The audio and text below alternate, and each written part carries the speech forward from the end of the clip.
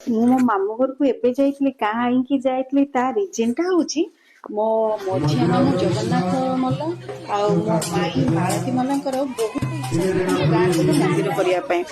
ଆଉ ସିଏ ସେଥିପାଇଁ ବାସ୍ ଗାଁ ଲୋକଙ୍କ ଡେଟା ଦେଇକି ଆସିଲା ପରେ ଗାଁ ଲୋକଙ୍କର ସହଯୋଗରେ ତାଙ୍କ ଗାଁ ମାନଙ୍କୁ ମନ୍ଦିର ପ୍ରତିଷ୍ଠା କରିବା ପାଇଁ ମନସ୍ଥ କଲେ।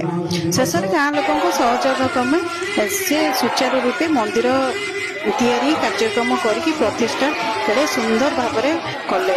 4 ଦିନ ଲାଗି ମନ୍ଦିରର କାର୍ଯ୍ୟକ୍ରମ ଚାଲିଥିଲା, ହୋମ ଯଜ୍ଞ ସବୁ କିଛି।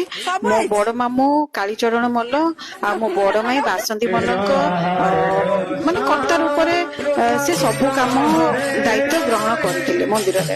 ସତରେ ଆଉ ଜଣେ ଯଦି କିଛି ମାନସିକ କରିଥିବ, ଜଣଙ୍କର ଇଚ୍ଛା ଥିବ ବହୁତ ଦିନର, ତା ଇଚ୍ଛା ତା ଆଶା ଯଦି ପୂରଣ ହେଇଗଲା କେତେ ମାନେ ତାକୁ ଆତ୍ମସନ୍ତୋଷ ଲାଗେ। ଯୋଉ ଲୋକଟାର ପୂରଣ ହେଇଥିବ ସେ ହିଁ ବୁଝିପାରିବ। ବ୍ରାହ୍ମଣ ପୁରୋହିତ ମାନଙ୍କ ବେଦ ପାଠରେ ଗାଁ ଦଣ୍ଡ ତ କମ୍ପି ଉଠିଥିଲା। 4 ଦିନ ଧରିକି ଯଜ୍ଞ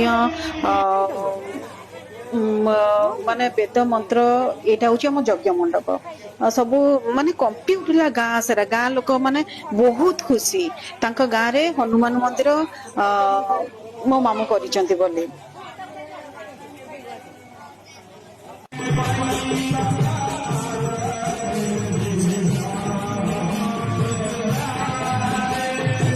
ମାନେ ଶେଷରେ ମାନେ ମହାବିଷୁବ ସଂକ୍ରାନ୍ତି ଦିନ, ଯୋଉ ଦିନ ହନୁମାନଙ୍କ ଜୟନ୍ତୀ ପଡେ, ସେଇ ଦିନ ହିଁ ହନୁମାନ ମନ୍ଦିରର ବିଗ୍ରହ ପ୍ରତିଷ୍ଠା ହେଲେ। ହନୁମାନ ମନ୍ଦିରରେ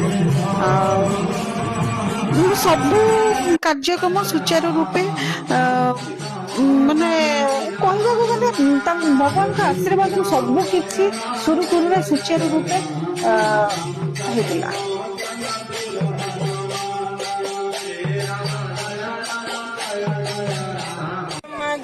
ଶେଷରେ ମୋ ମାମୁଁ ମନସ୍ଥ କଲେ କି ଆମର ଗୁରୁ ପୂଜନ କରିବା। ମାମୁଁକୁ ଯୋଉ ଛୁଆ ଦିନେ ଯୋଉ ସାର୍ ପଢଉଥିଲେ ତାଙ୍କୁ ଡାକି ଗୁରୁ ପୂଜନ କଲେ। ମୋ ସାନ ମାମୁଁ ଆଉ ମୋ ବଡ ମାଉସୀ ମାଡ ଖାଇବା ପାଇଁ ପୁରା ରେଡି ହେଇଯାଇଛନ୍ତି ତାଙ୍କ ପିଲାଦିନର ସାର୍ଙ୍କ ଠାରୁ। ଗୁରୁ ପୂଜନ ସମୟରେ ସିଏ ତାଙ୍କର ମାଡ ଖାଇବା ପାଇଁ ମୋ ମାଉସୀ ପୁରା ରେଡି ପୁରା ପୁରୀ। ଆଉ ସେ କହୁଛନ୍ତି ବାଡିରେ ତାଙ୍କୁ ବାଡାଉ ବୋଲି। ମାନେ ଏମିତି ବି ଶିଷ୍ୟ ଥାଆନ୍ତି ଗୁରୁଙ୍କ ଠାରୁ, ଆଜି ବି ମାଡ ଖାଇବାକୁ ଚାହୁଁଛନ୍ତି। ଆଉ ମୋ ମଝିଆ ମାମୁଁ ମୋ ମଝିଆ ମାଇଁ ଠିଆ ହେଇଛନ୍ତି ତାଙ୍କ ଗୁରୁଙ୍କ ସହିତ।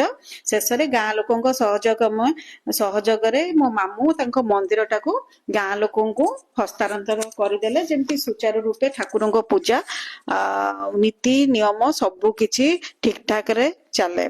ଆଉ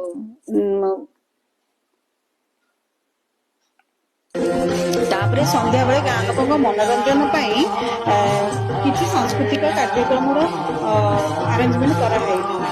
ବହୁତ ଭଲ ଲାଗିଥିଲା।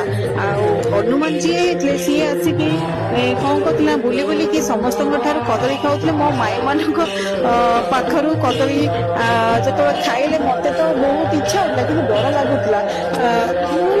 ମାନେ ଏମିତି କେବେ ଏତେ ପାଖରୁ ଏସବୁ ଦେଖିନଥିଲି ନା, ଏଥର ମୋର ଫାଷ୍ଟ ଟାଇମ ଥିଲା ନା ବଡ ହେଲା ପରେ। ତାପରେ ମୁଁ ତ ଏସବୁ ଦେଖି ମତେ ନିଦ ଆସି ଯାଇଥିଲା, ମୁଁ ଧୂଳି ହଉଥିଲି।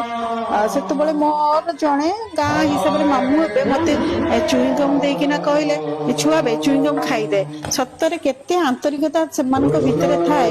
ମାନେ ଆଜି ବି ମୁଁ ତାଙ୍କ ପାଖରେ ଛୁଆ, ମୁଁ ଜାଣିବାରେ ମୋ ଛୁଆ ବଡ ହେଇଗଲେଣି, କିନ୍ତୁ ମୁଁ ତାଙ୍କ ଆଗରେ ବି ଛୁଆ। ଆଉ ସବୁ ସାଂସ୍କୃତିକ କାର୍ଯ୍ୟକ୍ରମ ବହୁତ ଭଲ ଲାଗୁଥିଲା। କିନ୍ତୁ ଯେତେବେଳେ ଆମର ଯୋଉ ମହିଷାସୁର ବଧ ମାନେ କାର୍ଯ୍ୟକ୍ରମଟା ଆରମ୍ଭ ହେଲା, ସେତେବେଳେ ତ ମତେ ଅନେଇକି ରହୁଛି ମହିଷାସୁରକୁ। ଆଉ ବାଘ ଯେତେବେଳେ ଆସିକି ଟିକେ କମେଡି କରିଥାଏ, ଟିକେ ପାଥାଟି କରିଥାଏ, ମୋ ଆଖି ଫଟା ଟିକେ କରୁନଥିଲା ସେ କାର୍ଯ୍ୟକ୍ରମ ଦେଖିକି।